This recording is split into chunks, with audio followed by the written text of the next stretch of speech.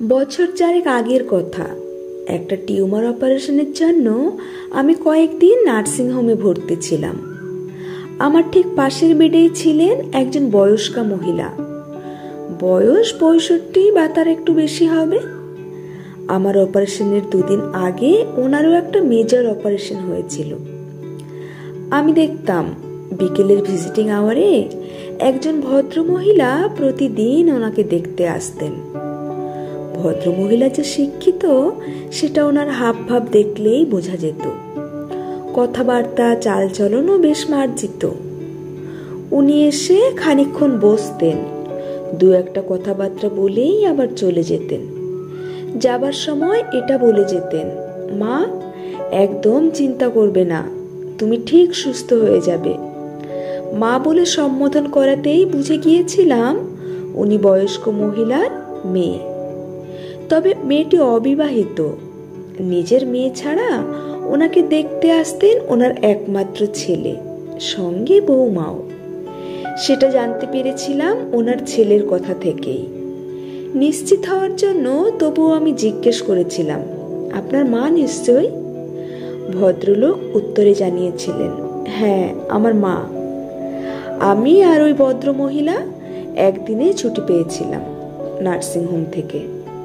যেদিন ডিসচার্জ হলো তার ঠিক আগের দিন বিকেলের ভিজিটিং আওয়ার শেষ হয়ে যাবার পর আমি বেডে বসে আছি। ওই বয়স্ক মহিলার মেয়ে ওনার সাথে দেখা করে চলেও গেছে তখন। তারপর উনি উঠে বসে আমার সাথে গল্প জুড়লেন। ওই কদিনেই ওনার সাথে বেশ ভাব জমে গিয়েছিল আমার।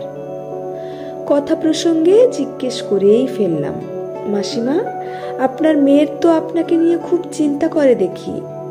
প্রতিদিন এসে মাথায় হাত বুলিয়ে দেওয়া, পাশে বসে কথা বলা। যতই হোক নিজের মা তো। আপনার মেয়ে কি চাকরি বাকরি করে? ও কলেজে পড়ায়। কলেজ থেকে ফেরার পথে আমার সাথে দেখা করে যায়। রোজ রোজ আসতে বারণ করি, তবুও আসে। দেখেই বুঝতে পেরেছি উনি চাকরি করেন। আপনার মেয়ে কলেজের প্রফেসর, এটা আপনার গর্ব। নিজের এত কাজের মাঝেও মায়ের প্রতি দায়িত্ব পালন, এটাই তো হওয়া উচিত। ছেলে মেয়েরা বাবা মায়ের জন্য করবে না তো অন্য কেউ করবে? সত্যি কথা বলতে ও আমার নিজের মেয়ে না হলেও নিজের মেয়ের থেকেও বেশি। হয়তো ওকে পেটে ধরিনি, কিন্তু আমি ওর কাছে ওর মা। কথাটা শুনে আমি একটু অবাকই হলাম। নিজের মেয়ে নয়, তবুও এত টান? নিজের মেয়ে না ঠিক বুঝলাম না মাসিমা। যাকে তুমি আমার মেয়ে বলছো, ও হলো আমার ছেলের প্রথম স্ত্রী। ডিভোর্স হয়ে গেছে অনেক বছর আগে, প্রেম করেই বিয়ে করেছিল। তখন দুজনেই প্রাইমারি স্কুলে শিক্ষকতা করত। বিয়ের 4 বছর পর আমার বৌমা কলেজে চাকরি পায়। কলেজে চাকরি পাওয়ার পর থেকে সমস্যাটা তৈরি হলো। ছেলের মাথা বিগড়ে গেল ওর কলেজে চাকরি পাওয়াতে। ছেলে যেহেতু প্রাইমারি স্কুলে চাকরি করে, তাই কিছুতেই মানতে পারেনি এই ব্যাপারটা। ঝামেলা হতে শুরু হলো আস্তে আস্তে। তারপর এমন একটা জায়গায় পৌঁছলো, শেষ পর্যন্ত ডিভোর্স হয়ে গেল। বৌমা চেয়েছিল সম্পর্কটাকে টিকিয়ে রাখতে। আমার ছেলে কিছুতেই রাজি হলো না। 7 বছরের প্রেম, 5 বছরের বিবাহিত জীবন সব শেষ হয়ে গেল। বিয়ের আগে থেকেই আমাদের বাড়িতে যাতায়াত ছিল। ওর তো ছোট থেকেই মা নেই, আমাকেই মা বলে ডাকতো।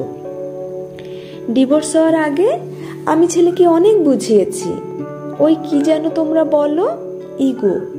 ওই ইগোই শেষ করে দিল সব। বৌমা কিন্তু খুব ভালোবাসতো আমার ছেলেকে। আমিও কেঁদেছিলাম খুব। কিন্তু তার থাকলো কোথায়?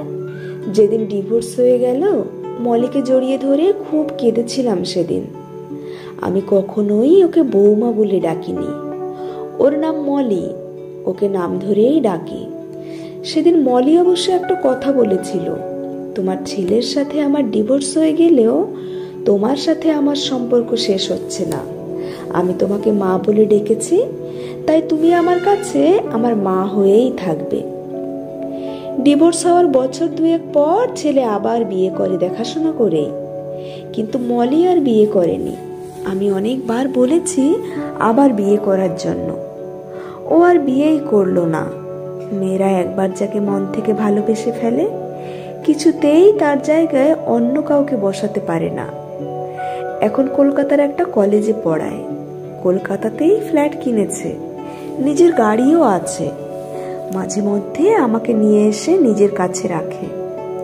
প্রথম প্রথম আমার ছেলে ভীষণ আপত্তি করেছিল, আমি ছেলের কথা শুনিনি সেদিন। এই যে এত বড় একটা অপারেশনের খরচ মলি সব করেছে, ছেলে অত টাকা খরচ করতেও পারতো না। আমার ছেলে হোমিওপ্যাথি, তা না হলে কবিরাজি করতে বলেছিল।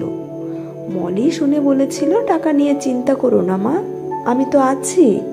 তা আমি মলিকে বলেছিলাম, এত টাকা বাজে খরচ করতে হবে না, আমার এমনিতেই বয়স হয়েছে। মলি বলল, আমার টাকা থেকেও যদি নিজের লোকের কাছে না লাগতে পারি তাহলে আর টাকা থেকে লাভ কি? মায়ের জন্য তো খরচ করছি, এটা বাজে খরচ হতে পারে? তুমি যে আমাকে এত ভালোবাসো তার দাম হিসেবেই নয় এটা নিও। তাছাড়া আমি যে মা বলে তোমাকে ডাকতে পারি, এই ঋণেও তো তোমার কাছে ঋণী। আবার দেখো না, এই নার্সিংহোম থেকে ছুটি নিয়ে মলির কাছেই থাকতে হবে, চেক আপ করেই তবেই গ্রামের বাড়িতে যাব। আমি বলেছিলাম অপারেশন হয়ে গেলে বাড়ি চলে যাব, মলি আমাকে ছাড়বে না। মলি বলেছে পুরো সুস্থ না হলে তুমি কোথাও যাবে না। মেয়েটার কাছে এ জন্মে চির ঋণী আমি, এ ঋণ কখনো শোধ করা যাবে না। খুব মন দিয়ে শুনছিলাম কথাগুলো, তারপর বললাম, এভাবে বলছেন কেন? আপনাকে তো আর আলাদা করে দেখে না, নিজের মা বলেই দেখে এসেছে। মেয়ে তার মায়ের জন্য কর্তব্যটুকু করছে। জানো, মলি আমাকে আরো কয়েক বছর বাঁচার জন্য নতুন জীবন দিল। মেয়েটার মধ্যে ঈশ্বর কি দিয়েছে জানি না, ও যে আমার বড় আপন, তবে আমার ছেলে ওকে চিনতে পারল না। সবাই বলে মেয়েরা নাকি তার থেকে কম যোগ্যতা সম্পন্ন ছেলেকে বিয়ে করে না। কথাটা কতটা ঠিক আর কতটা ভুল সে আমি বিচার করব না, তবে নিজের ছেলেকে দেখে যা বুঝলাম, বউ যদি তার থেকে বেশি যোগ্যতা সম্পন্ন হয় বা উচ্চ পদে চাকরি করে, সেটা অনেক ছেলেই মেনে নিতে পারে না, তখন তাদের ইগোতে লাগে। তবে তখন সম্পর্কটা শেষ হয়ে যায়, ইগোটাই জিতে যায়। তবে মলির এই ঋণ আমি কখনোই ভুলে যেতে পারবো না। কলমে সরজিৎ ঘোষ।